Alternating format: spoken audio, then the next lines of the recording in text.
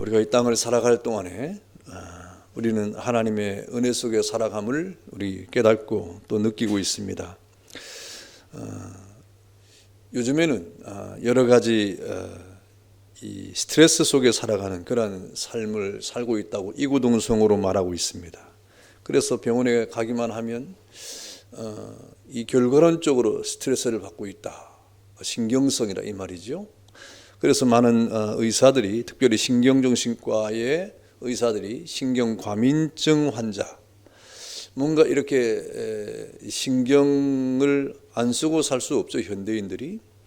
그래서 약 1000명을 검사를 해보니까 그 가운데 그런 어떤 신경과민과 여러 가지 이 스트레스를 가지고 살아가는 사람의 거의 95%가 그 마음에는 불만이 가득했다. 또 불평하고 원망하는 그러한 삶을 살고 있다고 이렇게 결론이 났습니다. 그래서 모이면 뭔가 이 원망과 불평이 끊이지 않게 일어나고 있다는 것이죠.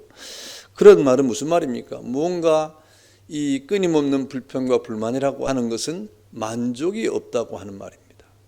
사실상 우리의 삶은 만족할 수 없는 것입니다. 우리 사람은 만족을 모르기 때문에 그렇습니다. 우리 사람은 기본적으로 만족을 모릅니다. 기본적으로 만족을 모른다고 하는 것은 우리가 죄인이라고 하는 분명한 증거가 되는 것이죠. 그래서 사람들은 늘 불평과 불만을 가지고 살아갈 수밖에 없는 구조적인 약점을 가지고 살아가고 있는 것이 우리 사람이 되는 것입니다. 그런데 그런 가운데 성경은 늘 우리에게 감사를 이렇게 말씀을 하고 있지 않습니까? 그런 우리의 불평과 불만에 이 불만족의 삶을 살아가는 죄인된 우리가 그럼 감사할 수 있는 사람이 될 수 있느냐? 성경은 감사할 수 있다고 말씀을 하고 있습니다. 여러분, 감사라고 하는 것은 모든 문제를 이길 수 있는 능력을 말합니다. 다시 말하면 이 감사라고 하는 것은 기본적으로 이 만족에서 나타나는 거예요. 그렇다고 하면 이 불만투성인 우리의 이 죄인된 사람이 하나님 앞에 감사를 하고 산다고 하는 것은 그 불평과 불만을 해결했다는 겁니다. 그리고 이 불만족의 삶 속에서 만족한 삶으로 바뀌어졌다고 하는 것인데, 그런 결과 우리에게 자족의 은혜 속에서 감사가 일어난다고 말씀을 하고 있는 것입니다. 그래서 우리 그리스도인들은 이 세상 사람에 비해서 감사가 참 많은 사람들입니다. 여러분도 그렇습니까? 여러분이 그리스도인이니까 우리 예수 믿는 사람은 이 세상의 그 어떤 사람들보다도 감사로 충만한 삶을 살아가야 된다고 하는 말씀을 하고 있는 것입니다. 그러나 요즘 감사란 말이 정말 낯설게 느껴질 만큼 감사할 것이 없어 보이지 않습니까? 도대체 무엇을 감사해야 되나 하는 이 감사의 내용과 조건을 찾으려고 해도 찾아보지 못할 정도로 얼마나 많은 그런 팍팍한 삶을 우리가 살고 있지 않습니까? 그러나 그렇지 않습니다. 여러분, 진정한 감사를 하는 사람들을 보면 그 감사의 어떤 내용을 보니까 어떤 외적인 조건에서의 감사가 있음을 감사한 것이 아니라 아무런 외적인 감사의 조건이 없음에도 하나님에 대한 그런 감사와 또 자신의 존재에 대한 진정한 의미를 깨달았을 때 비로소 감사가 일어나는 것들을 우리가 볼 수가 있습니다. 그래서 여러분, 우리가 이렇게 이 선천적으로 장애가 됐든지 아니면 후천적으로 장애를 입었든지 하는 사람들 가운데 자신의 존재를 진정으로 깨달은 사람들을 보면 그들의 삶 속에서 감사가 얼마나 많았던 것을 볼 수가 있습니다. 그래서 어떻게 저렇게 감사할 수 있을까라고 이렇게 생각을 하고 그 간증들을 들어보면 자신의 존재에 대한 감사예요. 하나님이 나를 이렇게 인도하신 것은 이런 삶을 통해서 하나님께서 나를 쓰시려고 하시는 것이라고 하는 그런 불행 가운데서도 자신의 존재에 대한 감사, 그리고 하나님에 대한 감사가 뜨거웠다 이 말입니다. 그래서 저들은 감사에 대한 삶을 이렇게 살아가는데 사람들에게 나는 감사하는 그런 삶의 그런 외적인 조건은 없는 것 같으나 그러나 진정한 감사를 하고 있다고 하는 외침을 하고 있지 않습니까? 우리 작년에도 우리 여전도 수련회에 올라가서 간증을 이렇게 들었던 그런 분도 마찬가지였어요. 이렇게 많은 사람들은 자신들이 만난 환난 가운데 자신의 존재에 대한 의미를 깨닫게 된 것입니다. 하나님이 나를 왜 이 땅에 존재하게 했느냐? 하나님이 나를 왜 불렀느냐? 하나님이 나로 하여금 왜 예수 믿게 했느냐? 하는 이 자신의 존재에 대한 감사, 이것이 그야말로 진정한 감사가 아니겠습니까? 그래서 제가 일전에 말씀드린 것처럼 우리의 감사라고 하는 것은 이 범사의 감사라고 하는 말을 할 때 그 범사의 감사는 뭐 어떤 경우든지 감사한데 그 어떤 경우든지 감사가 무엇입니까? 그냥 무작정 감사하는 것입니까? 뭐 환난을 당해도 감사, 고난을 당해도 감사, 기쁜 일을 만나도 감사, 본래의 뜻은 그런 거예요. 본래의 뜻은 그런 것인데 그러면 도대체 그렇게 할 수 있는 그 이유가 무엇이냐? 왜 우리가 환난을 만나는데도 감사하고, 왜 기쁨을 만나는데도 감사하고, 어려움을 당할 때도 감사하고, 고통의 순간에도 우리가 감사할 수 있느냐 하는 것은 자기 존재에 대한 깨달음이 있기 때문에 그렇습니다. 자기 존재에 대한 감사가 충만하기 때문에 내가 어느 상황에 처했든지 그 상황이 중대한 것이 아니라 하나님이 나를 사랑했다고 하는 이 위대한 하나님의 사랑 앞에 감사가 되는, 그 범사의 감사는 바로 그럴 때 나오는 것입니다. 하나님이 나를 환난 가운데 인도했다 이 말입니다. 하나님이 나를 사망의 음침한 골짜기에 인도했다. 그 음침한 골짜기 때문에 감사한 게 아니라 사실은 하나님이 나를 이렇게 인도했다는 자신의 존재에 대한 감사를 지금 하고 있는 거예요. 그런 가운데서 하나님이 나를 지켜주실 것이기 때문에 감사를 하는 것이죠. 그래서 장애를 가지고 있는 분들 가운데 더욱 감사가 넘치는 것을 우리가 볼 수가 있는 것입니다. 도리어 장애가 없음에도 다른 사람이 볼 때 지극히 정상적인 삶을 살아가는 사람 가운데 도리어 불평과 도리어 불만을 가지고 살아가는 사람이 훨씬 많으면 정말 우리는 아이러니라 아니할 수가 없습니다. 왜 그렇습니까? 그것은 우리의 인생의 실타래를 잘 못 풀었기 때문에 그래요. 본래 우리 인간은 죄인입니다. 죄인이기 때문에 우리 인생은 그야말로 꼬일 대로 꼬인 실타래처럼 얽히고 설킨 삶을 살아갈 수밖에 없는, 그래서 늘 여러 가지 불만의 요소가 가득 찬 삶을 살아갈 수밖에 없는 것입니다. 그러나 우리가 예수를 믿는다는 것은 무엇입니까? 그런 불만의 실타래를 잘 풀 수 있는 자격을 가졌다는 것입니다. 완전히 풀었다는 것은 아닙니다. 우리 예수 믿는 사람들은 여전히 그 실타래를 풀고 있는 사람이고 여전히 그러한 가능성 있는 자격을 갖춘 사람이기 때문에 하나님의 은혜 가운데 그것을 충분히 풀 수 있는 것이죠. 그것을 믿고 우리는 살아가는 것입니다. 그 은혜를 바라보고 우리는 살아가는 것입니다. 그래서 대부분의 사람들은 예수 믿고 우리가 이 땅을 살아갈 동안에 여전히 행복의 조건이나 여전히 행복의 여건들을 생각한다고 하면 불평할 수밖에 없습니다. 불만을 가질 수밖에 없습니다.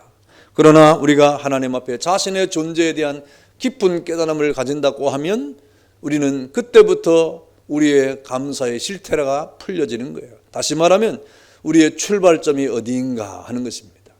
우리의 출발점이 어디인가, 여기에 우리의 감사의 어떤 실마리가 풀려지는 겁니다. 여러분, 오늘 사도 바울이 하는 우리에게 주시는 말씀이 바로 그런 말이죠. 바울은 본문 13절에서 주께서 사랑하시는 형제들아, 우리가 항상 너희에 관하여 마땅히 하나님께 감사할 것은, 그랬습니다. 여기서 바울이 말하는 감사가 무엇입니까? 감사는 마땅히 할 것이다. 우리 그리스도인들은 마땅히 감사를 해야 되는 사람들이다 라고 말했고, 그 감사를 하나님께 하는 것이라고 밝히고 있는 것입니다. 그러므로 우리는 하나님께 하는 이런 감사는 해도 되고 안 해도 되는 것이 아니라 마땅히 당연히 해야 된다고 말씀을 하고 있고, 그리고 사도 바울도 내가 너희를 관하여 항상 하나님 앞에 마땅히 감사하고 있다라고 말씀을 하고 있는 것입니다. 여러분, 바울이 본문에서 밝히고 있는 감사의 조건은 무엇입니까? 여기에 이 감사의 조건을 보니까 사도 바울이 너희가 이 땅을 살아갈 동안에 어떤 권세를 얻었고 어떤 명예를 얻었고 어떤 부유함을 얻었고 너에게 어떤 즐거운 일이 있기 때문에 감사하다고 하는 말을 눈을 씻고 쳐다봐도 없어요. 성경에 감사라고 하는 말 가운데 어떤 조건을 붙인 감사는 하나도 없습니다. 오늘 이 사도 바울의 감사가 무엇입니까? 어떤 감사의 조건보다 영적인 것이고 또 차원 높은 그런 감사인 것을 우리는 기필코 발견을 해야 됩니다. 여러분이 이 감사의 계절에 하나님 앞에 감사의 삶을 살려고 하면 기필코 오늘 사도 바울이 깨닫고 또 보았던 이 진정한 영적인 차원 높은 감사의 줄기가 무엇인가를 반드시 찾아내야 되는 것입니다. 그러나 사실상 그것은 어려운 것이 아닙니다. 사실상 우리가 지금까지 들었던 말씀이고, 지금까지 우리가 이렇게 강조했던 말씀이고, 지금까지 우리가 다 알고 있는 말씀이에요. 여러분, 우리가 모르는 것에 대해서 성경은 말하고 있지 않습니다. 알고 있는 것을 말하고 있는 것인데 깨닫지 못하기 때문에 우리는 때로는 또 넘어지고 우리의 감사에 대한 어떤 내용을 우리가 잃어버릴 때도 있고, 우리가 삶을 살아가는 가운데 그리스도인으로서 마땅한 하나님 앞에 자신의 존재에 대한 그런 은혜를 우리가 놓쳐버리는 일이 많이 있는 겁니다. 오늘 사도 바울이 네 가지로 요약해서 말하고 있는데 그것이 무엇입니까? 13절에 보니까 하나님이 처음부터 너를 택했다 그랬습니다. 오늘 사도 바울의 감사는 뚜렷합니다. 하나님이 우리를 택했다는 거예요. 여러분, 하나님이 우리를 택했다는 말을 얼마나 많이 들었습니까? 우리 예수 믿는 사람들은 택함을 받은 하나님의 백성이라고 하는 이 사실을 늘 우리가 많이 듣고 또 보고 있는 사실 아닙니까? 그렇다고 하면 하나님이 나를 택했다는 이 사실 앞에 여러분은 감사가 일어나야 되는 거예요. 그럼에도 불구하고 우리가 하나님이 나를 택했다는 말을 너무나 상투적으로 듣고 너무나 건조하게 듣고 너무나 안일하게 들음으로 하나님이 나를 택했다는 이 사실 앞에 아무 감정이 없다고 하면 여러분은 감사할 수 있는 출발을 하지 못하고 있는 것입니다. 여전히 실마리를 풀지 못하고 있는 상태에 있는 거라 마찬가지가 되는 것이죠. 여러분, 하나님이 처음부터 너를 택했다고 하는 말은, 이 처음이라는 말은 첫 열매라는 말이에요. 첫 열매같이 내가 너희를 첫 열매로 선택을 했다, 그런 말이죠. 여러분, 첫 열매가 무엇입니까? 성경의 첫 열매는 굉장히 의미가 있는 거예요. 첫 열매는 하나님께서 거룩해서 구별해가지고 하나님께 드리는 것으로 나타나지 않습니까? 하나님의 첫 열매는 거룩하게 구별해서 하나님 앞에 드려지는 그런 상품인 것이죠. 그것처럼 우리를 불렀다. 우리는 보잘것없고 연약하고 정말 이 세상 가운데 죄인 중에 괴수처럼 살아가는 그런 이 세상의 사람들이었지만, 그러나 하나님이 우리를 구별해가지고 첫 열매처럼 귀하게 우리를 택했다 이 말입니다. 여러분, 적어도 그러한 하나님 앞에 첫 열매로서의 상품적 가치를 가지고 있는 하나님의 백성으로 부름을 받았다는 겁니다. 여러분, 하나님이 택한 순간 여러분은 그야말로 지극히 귀중한 존재가 된 거예요. 하나님이 택한 순간 여러분은 거룩한 존재가 된 거예요. 하나님이 택한 그 순간부터 이 세상의 그 어떤 것보다도 여러분은 하나님 앞에 귀한 존재로 구별되어 하나님 앞에 이렇게 부름을 받은 존재라는 것입니다. 우리가 비록 이 세상에 섞여 살고 있지만 이 세상 사람과는 다름을 여러분 깨닫기를 축원합니다. 왜? 하나님이 우리를 불렀기 때문에 그렇습니다. 하나님이 우리를 택했기 때문에 그래요. 여러분, 이 택했다는 말도 많은 것 중에 특별히 뽑았다는 말입니다. 첫 열매로, 거룩한 것으로. 하나님이 이 세상의 모든 것 가운데 거룩한 것으로 우리를 하나님이 특별히 구별을 해서 뽑았다 하는 말이죠. 여러분, 우리가 이 세상에서 어디 뽑혔다는 말을 얼마나 좋아합니까? 우리 아이들이 학교에서 반장이 됐다. 요즘 반장이 있습니까? 학교에서 뽑혔다. 얼마나 좋은 일입니까? 이렇게 뽑혀서 이렇게 나왔다. 이게 참 좋은 거예요. 우리 직장에 우리 원서를 냈는데 직장에 뽑혔다. 학교에 진급을 위해서 이렇게 원서를 냈는데 합격을 했다. 승진을 했다. 하는 얼마나 좋은 일입니까? 이것도 얼마나 좋은데 우리는 하나님 앞에 뽑혔다 이 말입니다. 그냥 뽑힌 것이 아니라 거룩한 하나님의 백성으로 하나님 앞에 우리가 뽑혔다 그랬습니다. 바울은 이 사실을 늘 강조합니다. 하나님 앞에 우리가 택함을 받았다. 왜 바울이 이렇게 이것을 강조하는 것입니까? 바울은 그 택함에 대한 은혜를 너무너무 감격적으로 받아들이는 거예요. 하나님이 우리를 택했다는 이 말을 정말 소름 끼치게 그 영의 감동으로 지금 받고 있는 것입니다. 그래서 바울은 말하기를 감사의 조건은 하나님이 우리를 택했다는 것이다 라고 말씀을 하고 있는 것입니다. 여러분, 하나님이 우리를 뽑아주셨다는 것입니다. 우리를 거룩한 자로 뽑아주었다는 것입니다. 왜 우리를 하나님이 뽑아줘야만 되는 것입니까? 우리는 하나님 앞에 뽑힐 자격이 있기 때문에 뽑아준 것입니까? 아니에요. 지극히 작은 자입니다. 여러분, 신명기 7장 7절에 보니까 여호와께서 너희를 기뻐하시고 너희를 택하심은 너희가 다른 민족보다 소유가 많기 때문이 아니라 너희는 우리의 모든 민족 중에 가장 적으니라. 이 백성을 가만 놔두면 이리 치고 저리 치고 이게 재구시를 못하겠거든요. 여러분, 그렇지 않습니까? 아브라함이 갈대 우르에서 나와가지고 가나안 땅에 홀로 살아갈 때 아브라함이 무슨 힘이 있어서 홀로 살아가겠어요? 이스라엘 백성들이 그 가나안 땅에서 무슨 힘이 있어서 살아가겠어요? 그리고 아브라함과 그 자손들이 저 애굽에 가서 그 애굽 문명 속에 살아갈 때 무슨 힘으로 애굽에서 견디고 살아가겠어요? 그 백성들이 이렇게 광야에 40년을 이렇게 나와서 행할 동안에 무슨 힘이 있어서 광야를 지나가겠어요? 가나안 땅에서 이스라엘 백성들이 무슨 힘으로 견디겠어요? 가만히 보니까 이 백성들이 이 세상에서 작은 백성으로서 그 어디에 갖다 놔도 정말 이리 치고 저리 치어서 그야말로 이 세상에 재구시를 할 수 없는 그러한 지극히 작은 자들이었다 이 말입니다. 여러분, 우리는 어떻습니까? 우리는 어디다 내놔도 여러분 자신 있게 살아갈 수 있는 그런 존재였다고 생각합니까? 아닙니다. 하나님이 저와 여러분을 뽑아주신 것은 이 땅에서 지극히 작은 자이기 때문에 뽑아놓은 거예요. 하나님의 은혜 가운데 여러분이 거하도록 여러분 이렇게 여러분을 하나님이 구별하여 선택했다 이 말입니다. 이 세상의 사람들은 큰 것 좋아하고 많은 것 좋아하고 또 이렇게 좋은 것을 좋아합니다만은 하나님께서는 세계 민족 가운데 가장 작은 민족을 골랐다. 여러분, 그래서 그 작은 민족을 어떻게 했습니까? 세계 가운데 열방 가운데 가장 뛰어난 민족으로 하나님이 삼아 주었다 이 말입니다. 작은 것도 하나님의 손에 선택되면 큰 것이 되고 추한 것도 아름다운 것이 되고 쓸모없던 것도 가장 요긴한 것이 되고 죄인도 의인이 되는 겁니다. 죄인된 우리가 하나님 앞에 첫 열매로 이렇게 택함을 받으면 지극히 작은 자일지라도 여러분 하나님 앞에서 가장 아름다운 하나님의 백성이 되는 것이고 죄인이 의인이 되는 거예요. 여러분이 그런 존재로 하나님 앞에 택함을 받은 것입니다. 얼마나 감사한 일입니까? 가만히 놔뒀으면 여전히 죄악 가운데 죄인으로 이 세상 속에서 그야말로 이 헛된 것을 추구하고 망상 가운데 살아가고 여전히 죄인의 괴소로 살아갈 저와 여러분들을 하나님이 택해서 부르셔가지고 이렇게 특별한 하나님의 백성을 삼아준 것은 여러분을 통하여 하나님이 이렇게 하실 일이 있기 때문에 여러분 하나님이 여러분을 택했다 이 말입니다. 여러분 이것이 우리의 감사의 출발점, 실타래예요.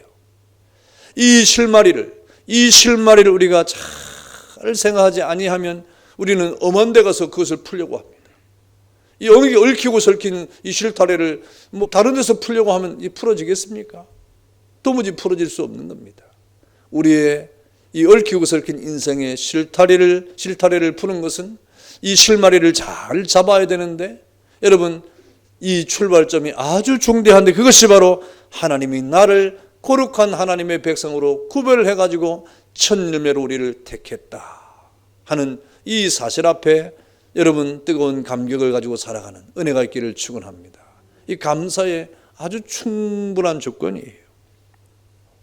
여러분 우리 감사의 또 내용이 무엇입니까? 오늘 보니까 16절에 보면 하나님이 우리를 부르시고 뽑아주신 것은 왜 우리를 뽑았느냐? 우리를 사랑하시기 때문이다 그랬습니다.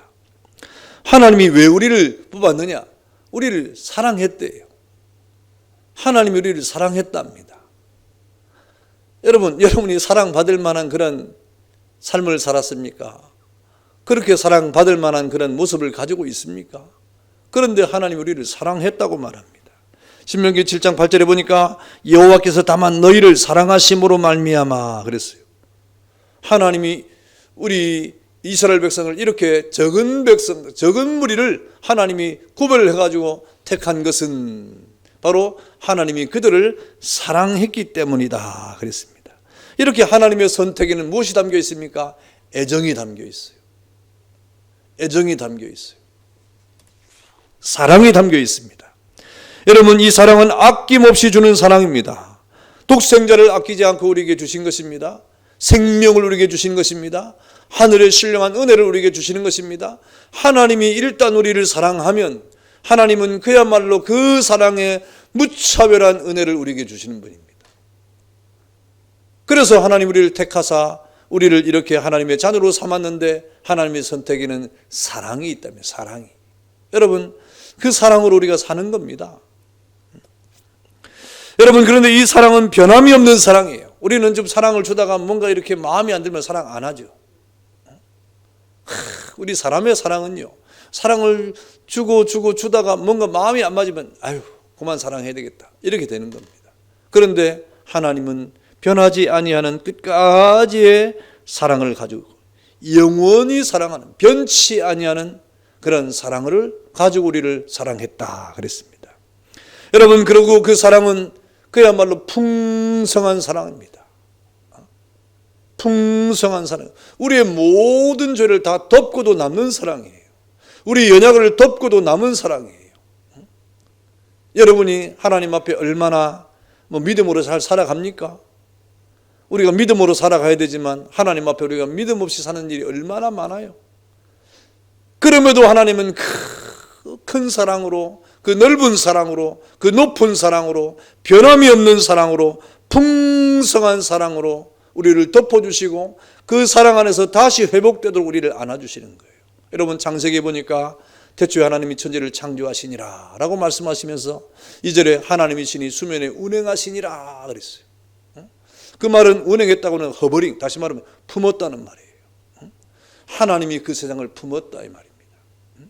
하나님의 능력이 품었고 하나님의 은혜가 품은 것이고 하나님의 그 사랑이 품은 것이고 하나님의 은총이 품었는데, 그 품으니까 세상이 어떻게 됐습니까?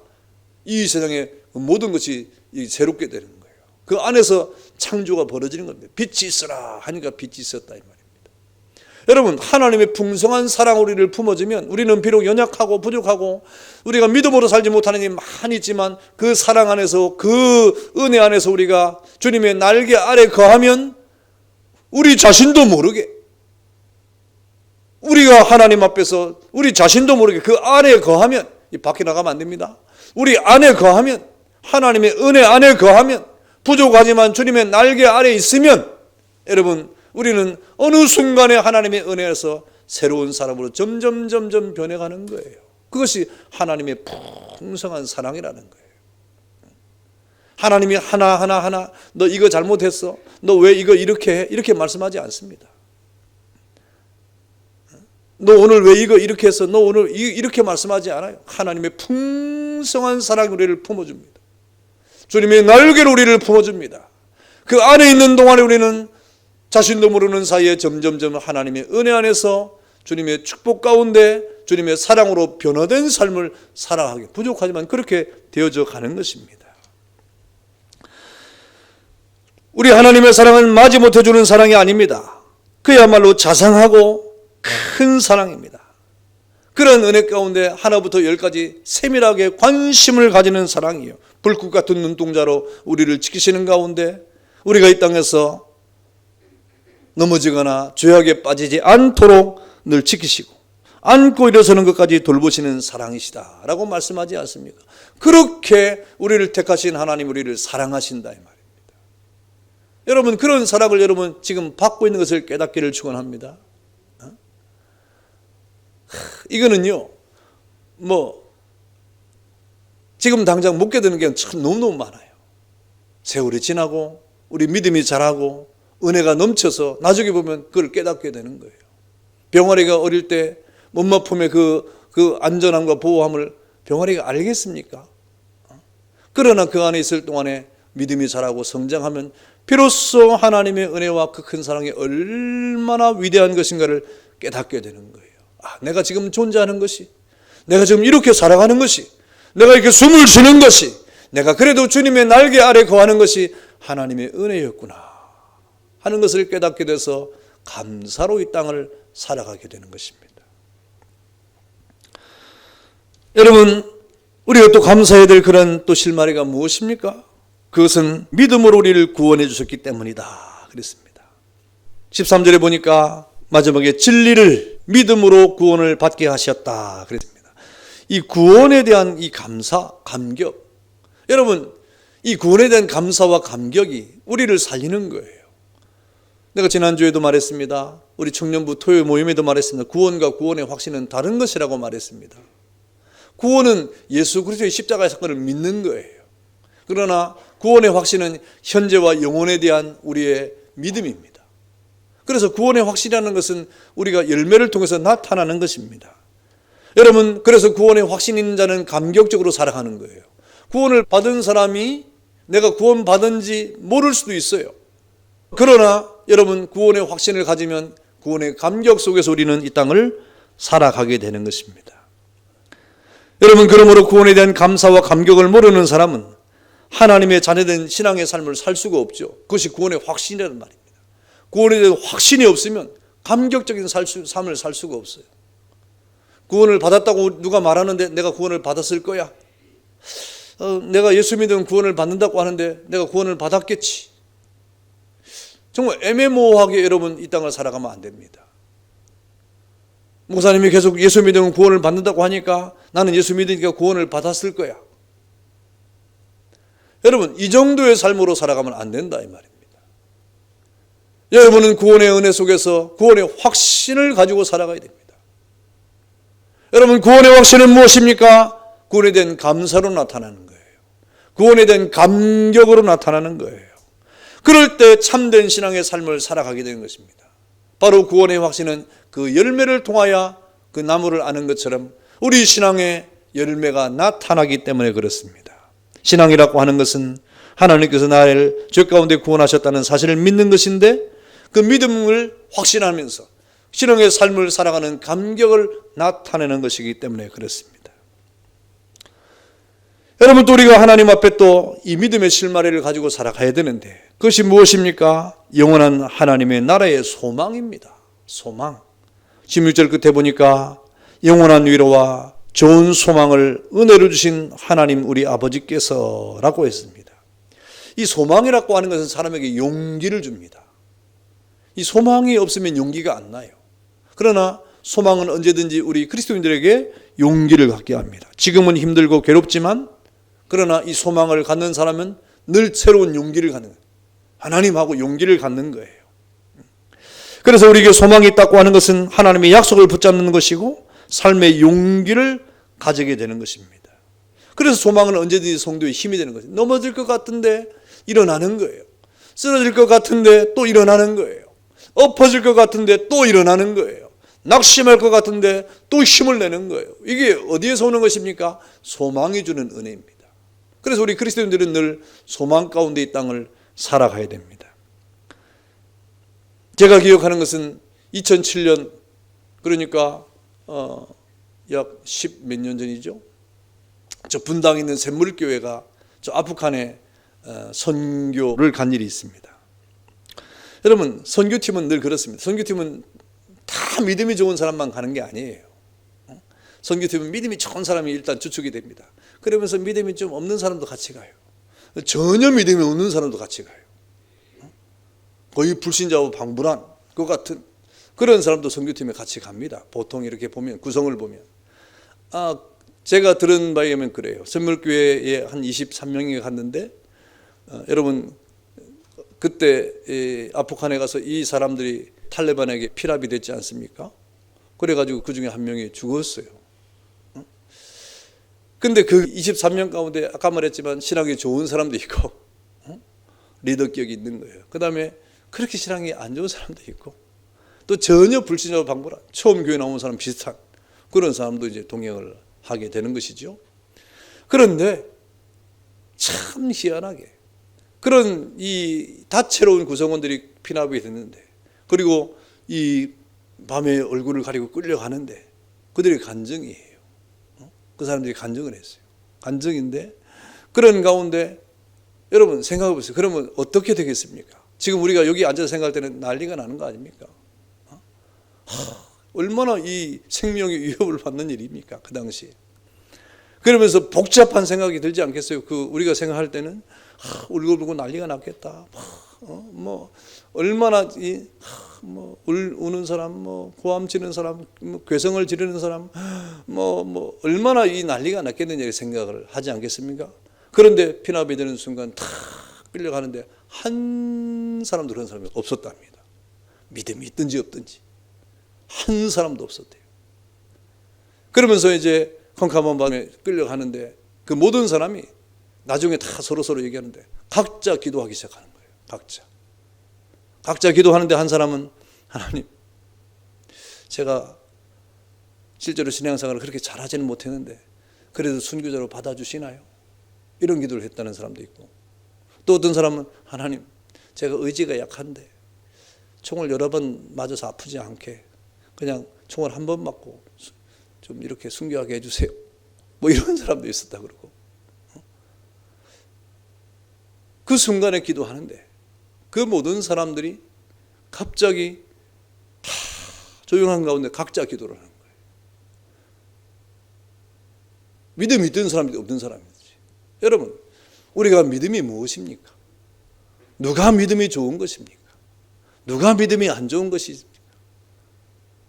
우리의 믿음은 그야말로 하나님 앞에서 무엇입니까?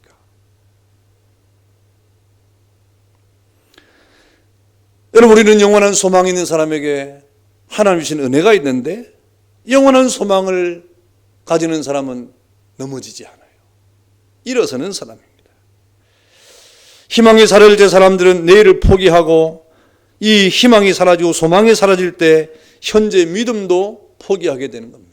여러분, 그러나 우리는 영원한 하나님 나라에 소망이 있지 않습니까? 그래서 그 아프간에 가서 이렇게 피납된 모든 사람이 들어와서 교회에서 다 간증을 했는데 모든 간증한 사람들이 다 순간 다 믿음이 좋아졌어요. 그들에게 소망을 경험한 거예요. 믿음이 있든지 없든지 그 순간에 천차만별의 사람이 있었지만 그 순간에 그런 경험을 통해서 소망을 가지게 된 거예요. 하나님 앞에. 그러니까 여러분, 믿음이 다 좋아진 거예요. 여러분, 우리의 소망이라는 것이 무엇입니까? 하나님의 나라에 대한 소망 아닙니까? 지금 죽어도 우리는 영원한 하나님의 이루와 그러한 은혜 가운데 하나님의 나라에 갈 수 있다. 여러분, 우리에게 무엇이 문제입니까? 문제가 많죠. 지금 우리의 삶 자체가 얼마나 문제가 많습니까? 당장 내일 또 걱정이 아닙니까? 내일 이 일이 잘 될까 안 될까? 내일 우리 아이들은 어떨까? 내일 내 직장은 어떨까? 우리 얼마나 많은 염려와 걱정을 가지고 살아갑니까? 그거 잘못된 거 아니에요. 마땅히 염려하고 걱정하는 일이 당연한 것 아닙니까? 그러나 그런 속에서 우리의 소망이 무엇이냐 이 말, 우리 믿음이 무엇이냐 이 말입니다. 여러분, 소망을 가진 사람에게는 이러한 감사가 넘치게 되고 그 감사를 통하여 하나님 앞에 영광을 돌리게 되는 것입니다. 오늘 사도 바울은 우리가 이 땅을 살아갈 동안에 우리의 감사가 무엇인가, 도대체 우리는 어떤 것에 감사하는가 하는 이러한 이 화두를 던지는 가운데 이 세상의 보통 사람들은 이 감사의 제목과 그 모든 것들을 어떤 조건이나 또 우리의 삶에서 찾지만, 그러나 오늘 사도 바울이 또 오늘 데살로니가 교회의 사람들에게 하는 말은 우리의 감사는 이와 같은 것이 되어야 된다. 자신이 경험했던 감사의 내용이 무엇인가를 이렇게 말하면서 오늘 데살로니가 교회에도 이러한 감사로 하나님 앞에 인생의 실마리를 풀어가는 은혜가 있기를 바라고 있는 것이죠. 여러분, 우리 그리스도인들은 그런 것입니다.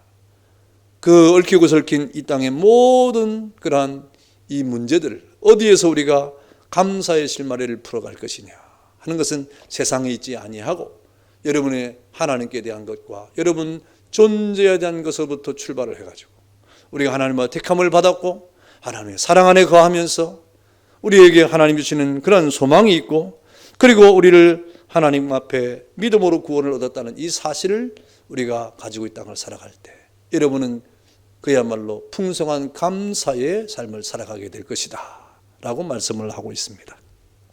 여러분, 경제 불황이나 여러 가지 침체된 이러한 사회, 그리고 이 어처구니 없는 이런 이 코로나 사태, 이런 모든 것 속에서 여러분은 무엇을 감사할 이유로 찾습니까? 많은 사람들은 감사할 제목이 없다고 말하는 것 같지만, 그럼에도 우리 그리스도인들은 그 안에서 우리가 받은 감사가 얼마나 많은가, 그러한 은혜 속에서 여러분 풍성한 감사, 은혜가 넘치는 삶을 살아가는 여러분 되시기를 주의 이름으로 축원합니다. 3.